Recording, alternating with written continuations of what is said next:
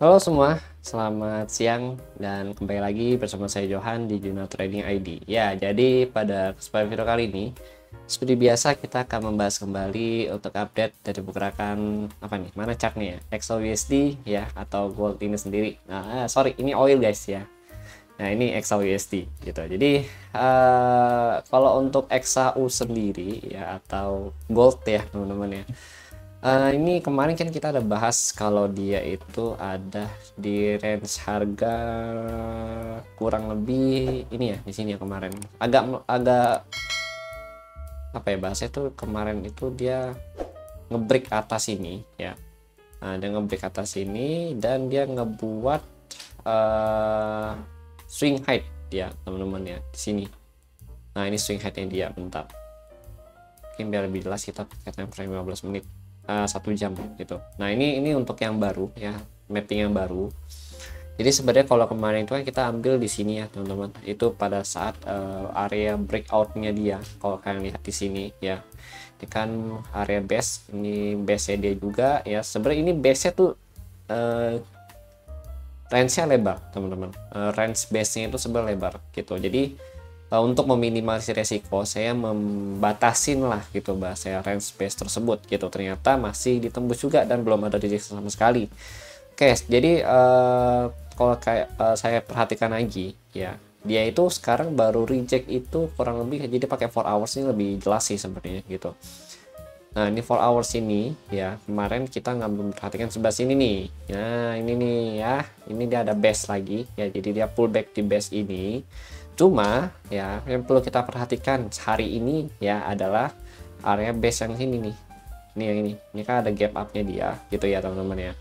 Nah, ini kan di harga 189 ya sampai 175 di sini. Ya 189 175. Kemudian kalau dia nggak ngebreak sini ya, ini masih bisa jadi area buy ya.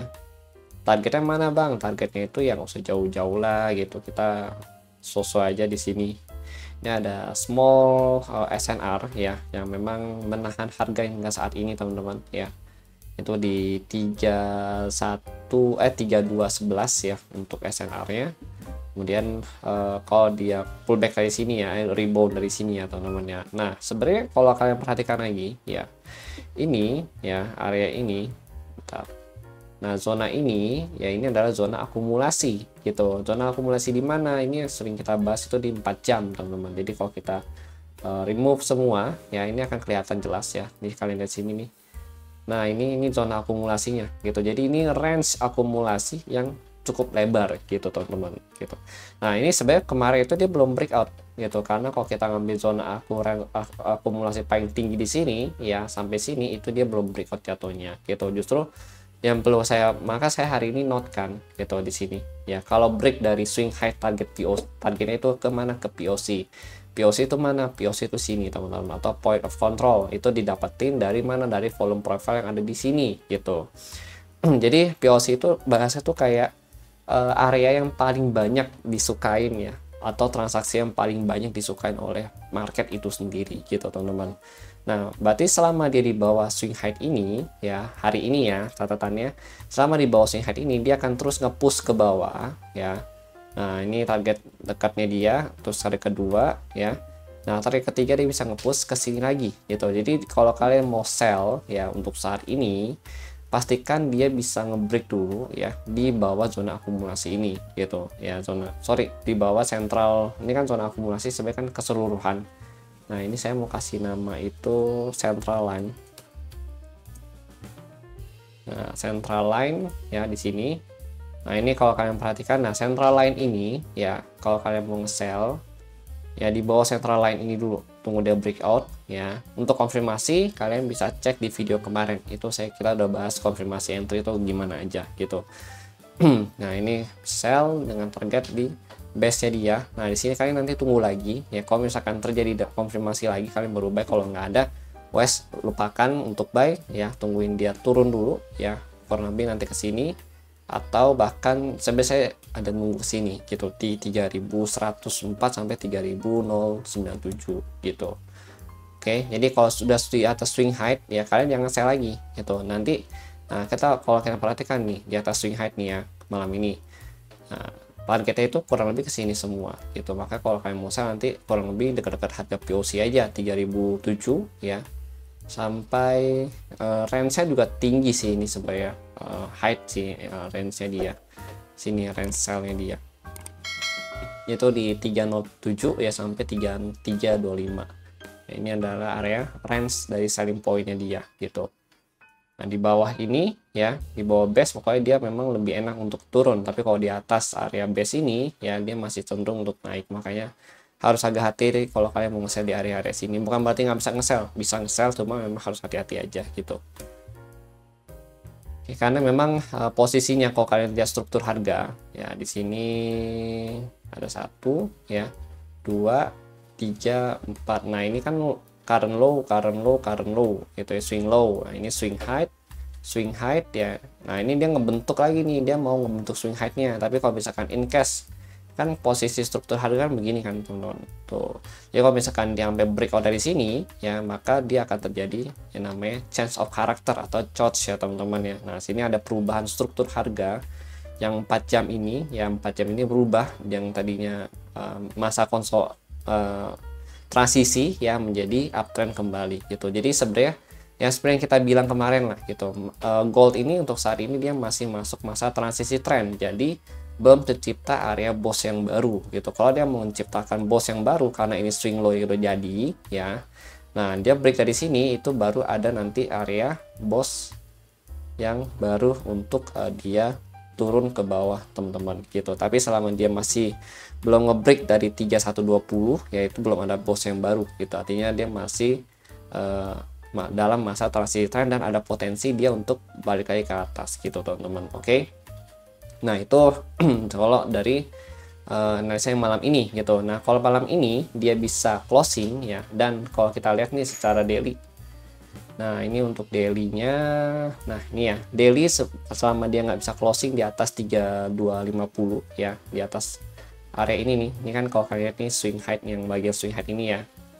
Nah, untuk daily sama dia belum bisa closing di atas ini ya, itu dia masih ada potensi turun ke bawah lagi, cari area yang ada di sini gitu teman-teman, sekitaran sini. Tapi kalau misalkan malam ini dia bisa closing di atas 3256, nah maka untuk minggu depan dia ada potensi untuk ngejar atas lagi, yaitu di area 3300 sampai 3325 ya. Itu catatannya gitu teman-teman. Oke.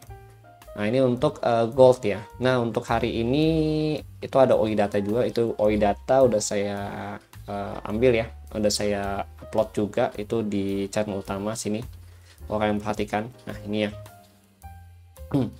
Nah, ini untuk OI data terendah itu di 3150 ya, kemudian untuk open di 3240 dan tertinggi di 3300 gitu teman-teman ya.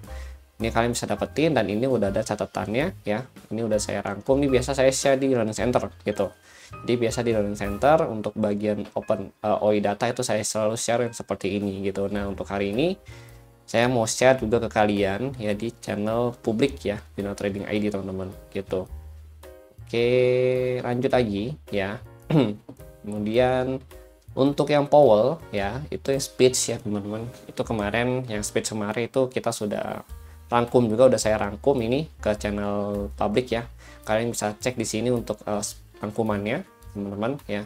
Jadi memang Powell itu sebenarnya menunggu ya. Jadi langkah selanjutnya proses meninjau the Fed akan melakukan peninjauan kerangka kebijakan moneter ya selama beberapa bulan ke depan dengan harapan menyelesaikan revisi tersebut pada Agustus atau September. Jadi ya masih dipantau-pantau seperti biasa. Powell itu nggak mau yang terlalu gegabah gitu teman-teman.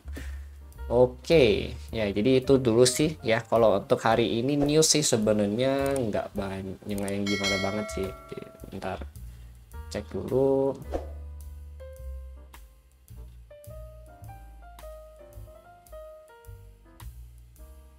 Kalender ekonomi.